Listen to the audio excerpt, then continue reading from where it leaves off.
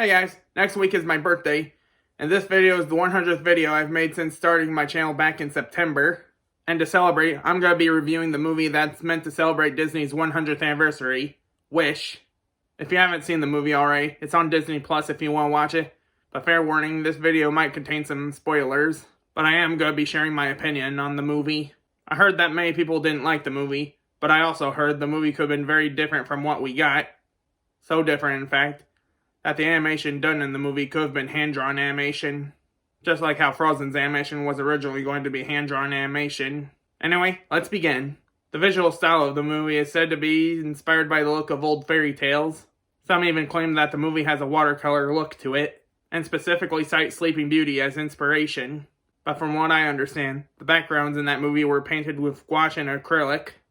This route of stylized CG animation was most likely influenced by the movie Into the Spider-Verse, because ever since that movie came out, more and more CG films have been trying to be more stylized. Most recently, Teenage Mutant Ninja Turtles, Mutant Mayhem. The credits in Wish say that there's some 2D animation in it, and thankfully, Eric Goldberg, one of the greatest 2D animators of all time, was credited in the credits. The film opens up with a sequence reminiscent of Disney's older fairy tale movies, specifically Snow White, Cinderella, and Sleeping Beauty. If the movie's animation would have been hand-drawn, the sequence could have been done the way it was, or it could have been done with live action, just like the movies I listed.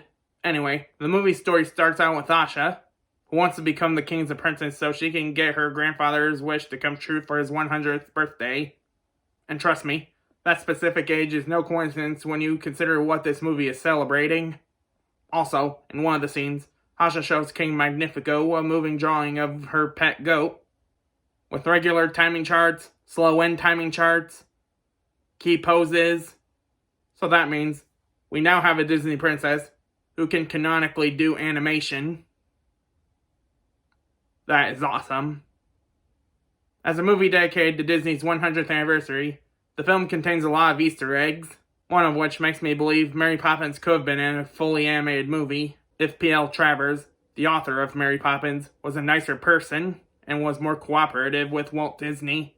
Anyway, some Easter eggs were more subtle than others, like the wildebeest stampede from The Lion King being slightly mirrored by the deers in one of the song sequences. Magnifico was meant to be portrayed as a classic Disney villain, but in all honesty, he feels more like a twist villain who had his twist happen too early. His motives are clear: to prevent the traumatic event that has happened to him and his family from happening to others. But his descent into villainy is somewhat similar to that of Gaston's from Beauty and the Beast. He has the viciousness of Scar from The Lion King, but also has the extravagance of Ursula from The Little Mermaid. I know this point I'm about to make isn't the point of the movie, but when you put it into perspective, when Asha suggests giving the wishes back so people can pursue them on their own, it's kind of like what the animation industry is like.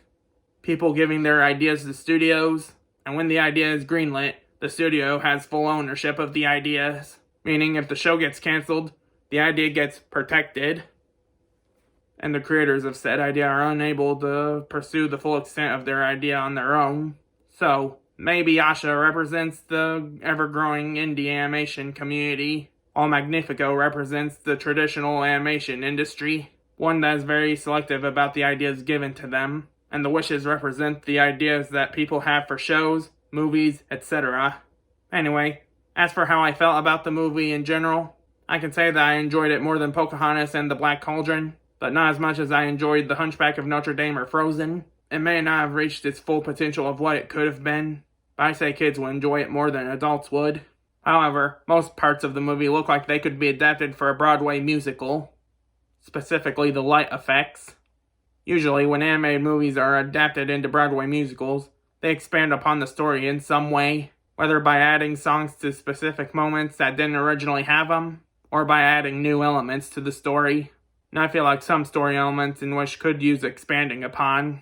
If this movie were able to get a Broadway musical adaptation, just like how Beauty and the Beast, Aladdin, and The Lion King all got, maybe some of the kinks in the movie could be ironed out.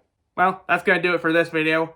Happy 100th video to this channel and to you guys, and I'll see you all next time.